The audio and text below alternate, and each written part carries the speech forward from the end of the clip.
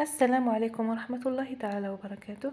اليوم على بركة الله رايحين نحضروا كيف هذا الطبق التقليدي اللي هو طبق السفيرية اللي تجي بزاف بنين. انا شخصيا نحبه، يفكرني بيامات زمان. جربوه ان شاء الله رايح يعجبكم.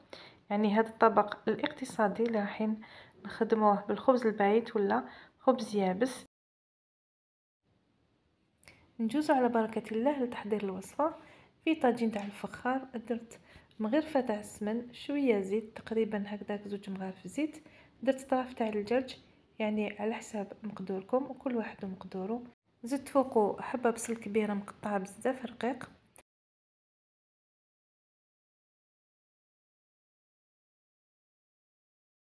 عود تاع القرفة ونص مغرفة صغيرة تاع القرفة.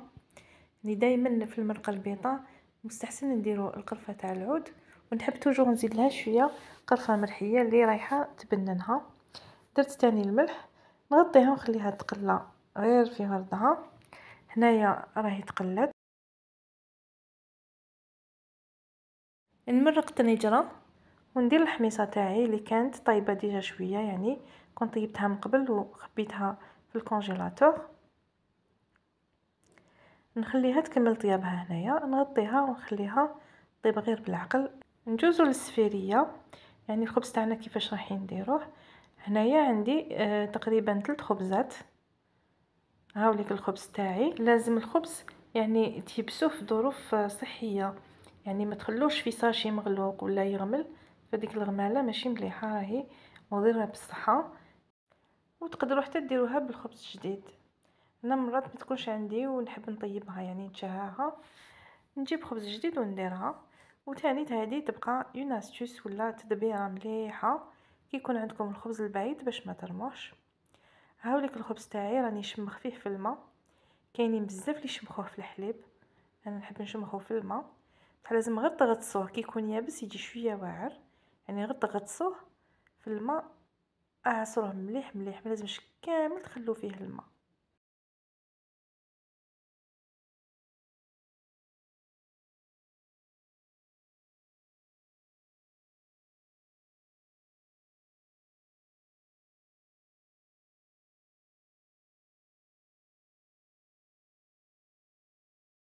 وبعد ما كملت شمخت كامل هذاك الخبز، نروح نجوزو للتحضير. نزيد فوقه نص ربطه معدنوس، يعني ربطه اللي تكون كبيره، ولا كانت ربطه صغيره نديرو ربطه كامله نقطعها رقيقه. ونزيد فوقها حبه بصل كبيره كامل نقطعها رقيقه. مغرفه كبيره فروماج بلون اللي هو الجبن الابيض. مغرفه كبيره سمن. مغرفه صغيره قرفه. نص مغرفه صغيره فلفل الكحل اللي يقدر ياكلو، اللي ما يقدرلوش يقدر يستغنى عليه. وزوج حبات بيض. ومغرفه صغيره تاع لالويور شيميك ولا الخميره الكيميائيه. ونعجنها مليح مليح باش ندخل كامل هذوك لي زانغريديون، يعني باش يديروا خليط متجانس، باش تجينا اون بات بريسك هوموجين.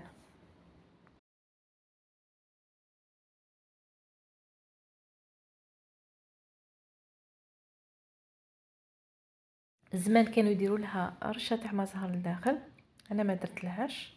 بعد ما عجنت هذاك الخليط ديالي تحصلت على عجينه. هذيك العجينه ما لازمش تكون جاريه وما لازمش تكون يابسه بزاف، يعني لازم تكون شاده روحها كيما هاد لي بول اللي راهم عندي. ولا شتوها جاتكم بزاف جاريه لدرجه انكم ما قدرتوش تكوروها، يعني ما قدروش ديروا هاد الكويرات هادوما، زيدوا لها شويه لا شابلور اللي هي الخبز المرحي، وكاين اللي يسموها البقسماط. هام ليك دوكا نكور فيهم ونديرهم يتقلاو حتى نكمل كامل هاد العجينه. الحاجه المليحه فيها سيكو تقدروا تقسموها على زوج، طيبوا شويه اليوم وغدوه تلقاو هاد العجينه واجده وطيبوها هكاك جديده. كي تكون جديده تكون من السما، تجي مقرمشه، تجي ما شاء الله، وتجي خفيفه كي القطن لداخل. وهذه هي السفيريه ديالي هاي طيب. نروح المرقه تاعي بعد ما طاب الدجاج نحيه، نديرو يتحمر غير في شويه سمن ولا شويه زبده.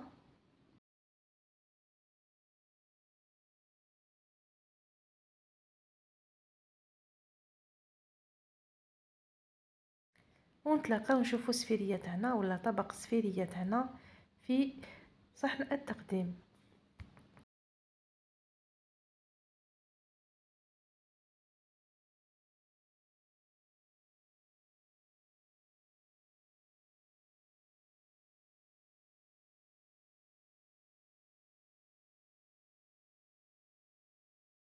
هاي الكسفيريه تاعي وهي ناشفه، كي تكون ناشفه هكذا تعجبني ناكلها هكذا وحدها تجي بنينه. سيوها جربوها وتشوفوا النتيجه رائعه والله غير بنينه بزاف بزاف. اغلب الاحيان ناكلوها ناشفه، يعني كما قلت لكم تقدروا تاكلوا بها الشوربه. نروح هنا نسقيها بهذيك المريقه، ندير المرقه تاعي من الفوق فوق هذوك الحبات تاع السفيريه، ونزيد نرشها بشويه معدنوس ونشبعها بالبراج تاع القارص. وهيلك الوصفه تاعنا كيفاش جات،